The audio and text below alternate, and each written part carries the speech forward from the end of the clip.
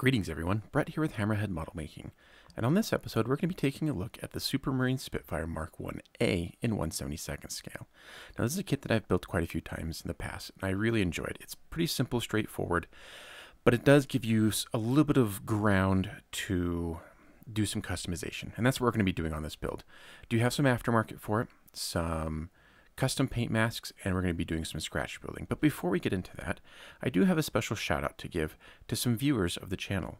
Garrison, Katie, and the crew, thank you for following along with the Hammerhead model making journey. And I'm really excited for you to be able to see this video once you're back in internet range. So taking a look at the kit, you can see it's pretty simple. We got 2 sprues of gray plastic, 1 clear sprue. And that's it. Not very many parts to build this one up, and yet it does come with some fairly decent detail. One of the things that I will be doing to this kit is adding a vacuform canopy, and that's because I want to model the cockpit open so you can actually see inside, and it's just not doable with the kit canopy. We also have a set of custom paint masks from Kitmasx.com. Kevin and Janelle were kind enough to send this to me, and it's got masks for all of the national insignias as well as the squadron and aircraft numbers on the side. So getting started with the kit, we're going to start in the cockpit, which is obviously pretty normal for aircraft models. There is a few pieces that make up the cockpit, and here we're going to start our first modification, which is to cut out the entry door. So it's a small little door that folds down, and it needs to be cut open and repositioned. So just using a little micro saw here to cut down the sides, and then I'm using the back side of a knife to gently score the plastic at the bottom, and then it can just be popped off, leaving us a nice clean break. Another thing that I'm doing here is a slight modification. It's just drilling out the holes that are in the fuselage frame. Just, you know, they're there to help lighten the frame, and it's just a small detail that helps kind of add value to the cockpit without actually requiring too much work. So pretty easy to do. Also, for these oxygen bottles, we're going to remove the tips parts, the kind of the molded on tips there, and using the pointy end of those tweezers, I marked some pilot holes, and now I'm drilling some holes, and we'll insert some wire into there later on in the video, as these 2 bottles were connected by a hose. So again, it's a simple detail to add, and honestly it's one you probably really wouldn't see, but it does help spruce things up a little bit. Next, we're going to add the armor plate that sits behind the pilot's seat, and this was just a piece of sheet metal which was basically attached to the back side of the pilot's seat. So just trimming the parts off of some really thin plastic, and you can just see how that's going to fit onto the back of the seat there. So we're going to go ahead and glue that on with some Tamiya Extra Thin, get that into place, get it into position, and again, another simple detail. I mean, most of these modifications really don't take much time, so it's kind of fun to be able to add little details like this with very little effort. Additionally, and I might get this wrong, so correct me if I'm wrong in the comments, but I believe this little piece here at the front of the seat was actually a kind of like a holder for flares. So I think that's what it is. I could be wrong though. So here I'm actually thinning the door. It's pretty thick, and in order to make it look a little bit better, I'm just rubbing the outside portion of it against some sandpaper to help thin it down a little bit, and that'll make it look a little bit better in scale. So for seat belts on the seat, I'm just using some strips of heavy foil. I got this foil off of like the top of like a sparkling cider bottle, you know, that kind of foil. So it's pretty heavy duty, which is nice because it helps it to conform around the bends, but without like necessarily risking tearing it or breaking it like you would have with a normal aluminum foil or something. So just using super glue to secure it down, and I'm not going to go through the trouble of like doing all the buckle detail on this, and I really just want to get the representation that there are belts there. So I will be adding a few layers, especially to the shoulder harnesses, because it has a unique way of attaching in the Spitfire where it has this piece that kind of goes way back into the fuselage. So that I wanted to make sure I got that replicated, because it will be seen through the canopy, And so I'm just adding this piece here on top. And then finally we connect that to a longer piece that goes off to the back of the fuselage. I couldn't tell you why it was done this way, but it does add for a unique visual thing. And the last thing I'm doing is adding some extra little straps to the front of the belts there, you know, where the pilot would tighten his belts. So here we're adding that little hose that connects the 2 oxygen tanks. And now we can kind of start assembling the cockpit. So, I mean, all things considered, I mean, I don't know if you noticed at the beginning of the video, but this kit was marked as $9. And so for $9, I mean, you get a fair amount of detail into there. You get all the mechanical stuff underneath the cockpit there, you know, that would connect like the rudder pedals and the control column. So, I mean, that's pretty good. So moving on to painting, we're going to base everything with the Alclad gloss base as our primer today. So we're just going to make sure we get everything inside the cockpit, the sidewalls of the fuselage. And we're going to start out with some aluminum. Now the back half of the Spitfire fuselage, so basically everything from the seat back, from that bulkhead right behind the seat back, was aluminum. Everything forward of that would have been the interior green. And you don't want to forget painting the bottom of the, or like the top side of the lower wings, because there is a chance if you have the cockpit open that you wouldn't be able to see all the way down there. So you'll want something down there. Masking off the aluminum, we can paint the interior green. This is Ammo MIG paint.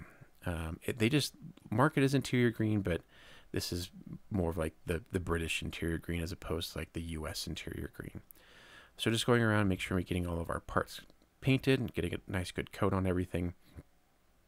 And then once we have everything painted, we're going to seal it all up with some Alclad Aqua Gloss. This will just help protect our paintwork, especially that delicate metallic paint, and it will prep us for being able to do a little bit of weathering on the inside. I wasn't going to go super heavy on the weathering on this just because it is fairly small and cramped in there. You wouldn't see a lot, but we're definitely going to do a wash here. This will help pick out some of those details to make them stand out a little bit more in the small cockpit. And it just really helps create a lot of these, you know, artificial shadows. And I get like doing this type of weathering is definitely like a personal preference. There's people out there that don't necessarily like this look, that style, and that's totally fine, totally valid for them to have those feelings. This is just what I like, and I think it helps to highlight a lot of that detail. So once the wash dries, we can just wipe off the excess with a damp Q-tip there, and just going to hit some of these small little details, get them painted just using some Vallejo black here to get these painted, and a small brush and just a little bit of patience. So going around getting this all done, and like I said, the cockpit is going to be relatively simple. There's not a whole lot that needs to be done in here that you'll be able to actually see in the end. The instrument panel is represented by a decal. There is no detail on the actual plastic part there, so you will need to use that or go the route of like photo etch or something, you know, colored photo etch from Edward or something. But so with all that done, we can now seal in all of our work with a matte varnish and tone down that shine. I did mask over the metallic parts because I wanted to keep the metallic shine. I didn't want them dull, but everything else gets a nice, good, healthy coat of matte. And now we can start doing the final assembly of the cockpit parts and get it prepped to install into the fuselage. During the whole build process, you do want to make sure that you are dry fitting parts and just making sure that everything is properly aligned to fit into the fuselage. It is very tight, and so if something is misaligned, you will have trouble getting the fuselage halves to close. So just be aware. You should be dry fitting that. And here, I'm not quite sure why I chose to install the seat after I'd already installed the cockpit in the fuselage, but it seems like it probably would have been easier to do it ahead of time. But nevertheless, I do finally get it in and into position. And here we can get the oxygen bottles added in to that part there. Like I said, probably really won't see it, but I like to know that it's there. And now we can move on. So moving on to preparing the fuselage, another thing I wanted to do with this kit was to add some rivets. Now this was largely my very first time riveting an entire kit. I've done small areas of kits, and I've like restored rivets that I'd sanded away, but this is my first time really adding rivets to the entire aircraft. And I was actually using the Edward 148 scale Spitfire kind of as my guide. So you can see I kind of roughly drew in where the rivet line should be with pencil, and then I'm just following it with this rivet tool. Now in hindsight, I need a new rivet tool. This one wasn't the best, and the actual rivet wheel itself was a little loose, so I had a couple of rivet lines that were a little wonky. But I mean, you'd really only tell like if you're actually like looking at it up close and staring at it. But I mean, it was a good experience. It was good for me to learn the skill and know now where I need to improve and how I can improve. So at the very least, I did gain that knowledge from it, and I definitely will be doing this type of work on other kits in the future. So now we can get the fuselage halves glued together. And again here, the fit's pretty good. I mean, it's not like fantastic, but you really don't need much filler when it comes to getting everything together. It's mainly just, you just got to sand the seams down and polish them up, and you're pretty much good to go. Here where you can see we're using some little plastic clamps to get the wing halves together and the fuselage halves together.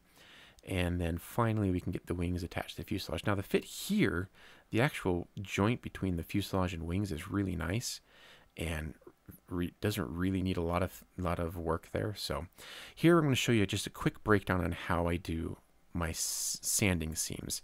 So I usually start pretty rough, either with some rough sandpaper or with like this jeweler's file here. And this is really just going to help to even out the two halves of a seam. And then I come in with progressively finer grits of sandpaper to smooth it out, and then finally polish it out. And that's usually pretty good in order to get rid of most seams. Occasionally you will need to use some filler. That might be like a putty, it might be super glue, whatever your choice is. I did use a little bit of super glue on this kit, pretty much right where I'm standing right there, that seam right in front of the cockpit. That required a little bit more work there, but pretty much everything else was just the bare plastic. So now I'm restoring some of the lost rivets, or not rivets, the panel lines, using the razor saw that we sanded away during that process. So pretty straightforward. And now I'm restoring the lost fasteners on the engine cowl there. So I'm just using that little micro drill to gently drill in the holes, because the holes are a little bit bigger than the normal rivets. So I just wanted to make them distinct from the rest of the rivets, and also to match the size and depth of the holes that I didn't erase. So now we can go about completing the rest of the actual fuselage build here. So get the tail, get the rudder on, air scoops on the bottom, radiator on the bottom, all pretty straightforward and simple. Now, I mentioned before that we're doing a vacuform canopy, and if you haven't dealt with a vacuform canopy, they can be quite fragile and delicate. So when cutting them, you need to always be using a fresh blade. You want the sharpest blade possible to cut through the very thin clear plastic, so as to avoid ripping and tearing it, because it can easily happen. And my goal here, my plan, was to replace all of the windows with the vacuform. And I made sure that when I ordered this, that it was, it said that it was designed for the Airfix kit, but it didn't fit at all. The profile shape was wrong, the width was wrong.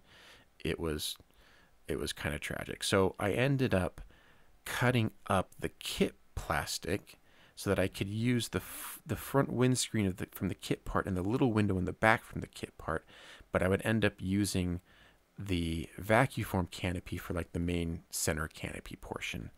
So I was able to make it work, but I was really kind of disappointed that I wasn't going to be able to use the entire vacuform set with this kit, because it would have looked so much better. The kit parts are really thick, and in fact that's probably my biggest gripe with the kit, is just how thick the windows are. But nevertheless, we made it through. So here you can see I'm just cutting out the mask for the canopy, and then I filled in the cockpit with some wet tissue, and now I'm just sealing it all up with some liquid mask and that will protect our cockpit and all the interior stuff. You can also see I've glued on a length of sprue to the very front of the aircraft. This gives me a handle to, manipulate the model while I'm painting it without actually having to touch it. So kind of handy. It really only works on these small 172 scale kits. I don't think it would work on anything much larger, but for these it works pretty good. So now we're going to go ahead and get everything primed, again using the Alclad gloss black primer. So everything gets a nice good solid coat here. And what I do like about using this paint particular for priming, especially if I know I'm going to be doing like heavy weathering, is it's obviously a great base for metallic paints. And my plan on this one is to do a fair bit of weathering, including paint chipping. So I wanted to have the nice gloss base to start with so that I could do a nice, a nice metallic base first. So here we're going to start painting up pretty much most of the aircraft with the metallic color, especially areas that I know are going to be chipped, but basically like all along the fuselage, the wings, and the underside, because I know those are areas that I plan on chipping.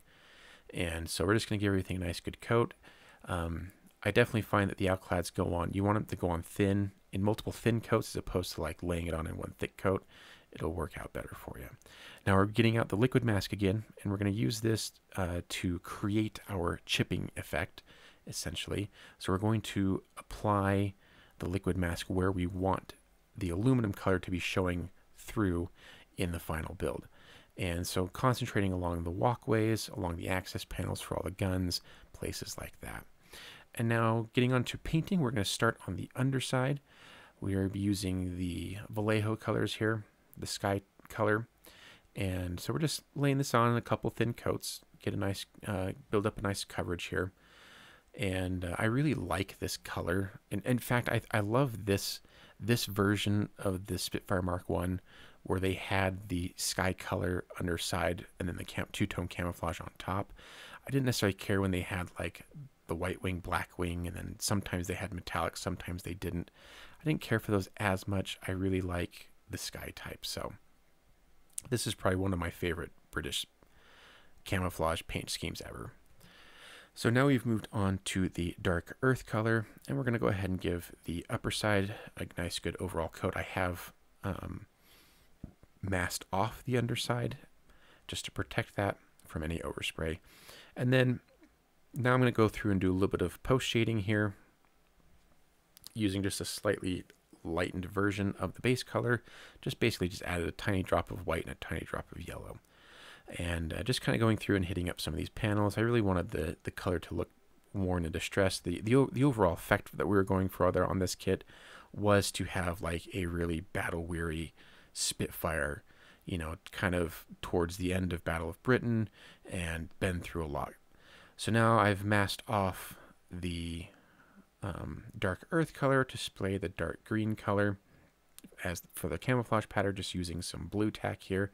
The Spitfires did use a hard edge camo mask when painting the Spitfires, so at this scale I like the look of the blue tack on there. And you can see as we remove that, it reveals our nice good look and camouflage pattern. You can see where some of the liquid mask has pulled up, some of those little shiny spots there on the wing. That's okay, we can live with that. And but yeah, demasking can be very satisfying sometimes when it all works out. So now we can move on to painting the markings. So these paint masks were supplied by Kitmasx.com, and if you've seen my recent video on the Phantom, the Royal Navy Phantom, this will seem very familiar. However, the roundels that the Spitfires had were a little bit more complex than they were on the Phantom, and they had 3 different types of roundels, so you need 3 different types of masking. But I'm hoping this will give you a good idea that it's not as intimidating as it might first appear to do this type of masking. So we start by laying down kind of the overall shape and making sure to get that in the right place. And then we're going to go ahead and fill in the area surrounding it to avoid overspray. We're going to give everything a nice good coat of white. So the white's going to be our foundation for painting all the other colors on top of, because it'll help us get the best vibrancy from the additional colors, as opposed to just painting them over the camouflage paint scheme itself. And in addition to that, the roundels do have white in some of them, so it doubles up there. So now we can start adding in our concentric rings. Care must be taken when placing these to make sure you get them lined up, but it really doesn't take very long to kind of get into the groove of how it works and you know what order you need to do it in. So I'm removing that layer because I'm going to be painting yellow there, and I apologize I don't have footage of painting the yellow part, but you'll see that we've moved on to there. So the next one we're going to do is red. So we're doing the center of all the roundels in red, and the nice thing about painting on markings is it allows you to weather the markings along with the rest of the aircraft.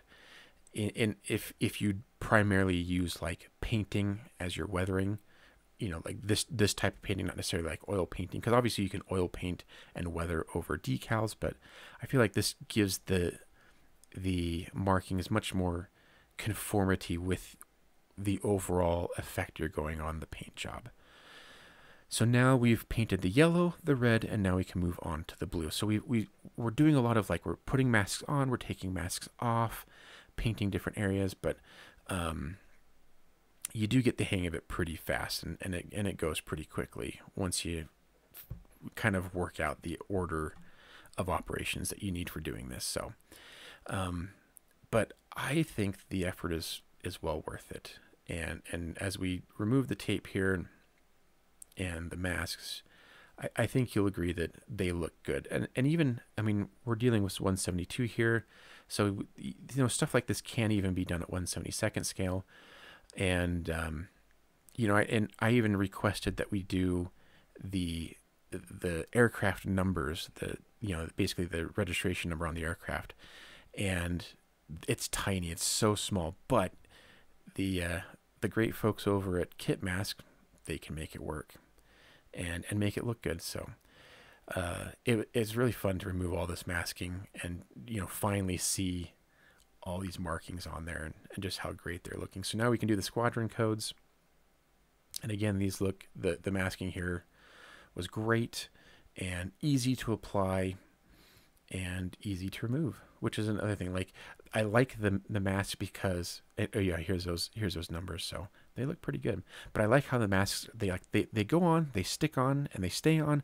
But when it comes time to remove them, like you don't really have to worry about risking pulling up paint because they come right off. So now I'm removing all of the liquid mask that we had on the model, just using that dense rubber. It really grabs onto the liquid mask and just pulls it right up. And now we're going to go ahead and give everything a nice good layer of gloss. So for one thing, this protects all of our paintwork, and especially when we've been doing all this painting of the markings, and it preps us for the next stages, which is weathering. So we're going to start off the weathering process with a panel wash, and it should be unsurprising if you've seen any of my other videos, but we're just going to go ahead and slather this stuff on. This is the nice thing about the Flurry wash, and why I've really started liking this is that, you know, before I used to use the ammo wash, and I do really like that. And I do use it for certain applications now, but for this, the general panel wash, I've really started liking the Flurry wash. It's a little bit easier to use, a little bit more forgiving. You just sludge it on, and then you wipe it off with a damp cloth, and pretty easy to use. I mean, it's hard to really mess this stuff up. If you're doing aircraft modeling, I definitely recommend doing it over a gloss coat or like a very shiny satin. If you do it over a matte coat, it does have a tendency to stain the paint a little bit. It makes it harder to remove, but just be aware. So with the normally I would move on to like decals, but I mean, we've pretty much, the only decals that I added were the wing walk decals and a couple of small stencils, and that was it. So, I mean, pretty much not even worth showing because you've seen me do decals before. But after the decals, we did a matte coat, seal everything in. We can remove our canopy masking, which is always another satisfying thing, and move on to the rest of weathering. So one thing I do like, that I haven't shown very often, is painting exhaust. So this is going to be like the briefest exhaust tutorial. I do want to do one later on in a larger scale to really kind of show you the full effect that I like to go for. But basically, I'm just using Citadel Agrax Earthshade in multiple layers all over a metallic coat, and that gives a good like rusty metal vibe. Now for the rest of the weathering, we're going to be doing oil paints, and this is not going to be anything new that if you've seen my other videos before. So I'm not going to show a whole lot. I'm just going to kind of give you a glimpse of what I did for the weathering, but not really go super in depth, just because this video is already getting a little bit longer than I had intended for it. And again, I have other videos where I explain this in much greater detail, but really what I wanted to do was concentrate on the underside of the aircraft, where you'd get a lot of that oil streaking coming back from the engine, and then just kind of like grime build up around like the access hatches here that I'm doing right now, and then some, you know, fairly moderate exhaust and gun staining. Another thing that I want to quickly show here is splattering. So I'm using really thinned oil paint here, so it's mainly just basically slightly tinted thinner, and just kind of flicking the paint around the underside to create some like cool random splotches. So moving on to the exhaust, here I'm using really diluted enamel paint, and I mean we're talking like 90% thinner here, and we're just going to slowly build up the color for the exhaust. And this, obviously it can be time consuming because it's going to take a little while to build up those layers to the opacity that you want, but I feel like this gives the most control over exactly how you want the exhaust to look. And then we use the same thing for doing the gun stains, you know, like the gun blast residue. And finally, just using this Vallejo weathering effect called petrol spill, just to kind of create a little bit of spilled fuel coming out of the filler cap at the top here. So just kind of wiping it or brushing it down and then back with the airflow, and just something I wanted to try and see how it looked. The paint has kind of like a bluish brown tint to it, so I think it looks pretty good. So now, once we've gotten all the weathering done, we can move on to the final assembly. Now, Spitfire landing gear is quite particular in terms of like the angles that you need the landing gear to sit at, and then obviously making sure that it's sitting flat. So the Airfix kit does come with weight on wheels, so you just want to make sure that you get the weighted part flat on the ground, just for it to look at its best. So it just takes a little bit of adjusting, and what I'm doing is kind of like eyeballing it there and comparing it back and forth, but we get there in the end. Now, the Spitfires and the Hurricanes as well used this doped fabric to cover the gun ports when, you know, prior to every mission. And I believe the reason they did this was to avoid getting any kind of blockages in the guns, because they were taking off from unimproved fields. It could be muddy, and they didn't want mud splashing up into the gun barrels and then flying to altitude and it freezing and causing jams. So they'd put these fabric patches over the gun ports that they would the guns would shoot through that. And so we were going for a look here where we wanted to show the aircraft like ready to take off, and so they would have had the patches applied just prior to takeoff, and so that's kind of what we were going for there.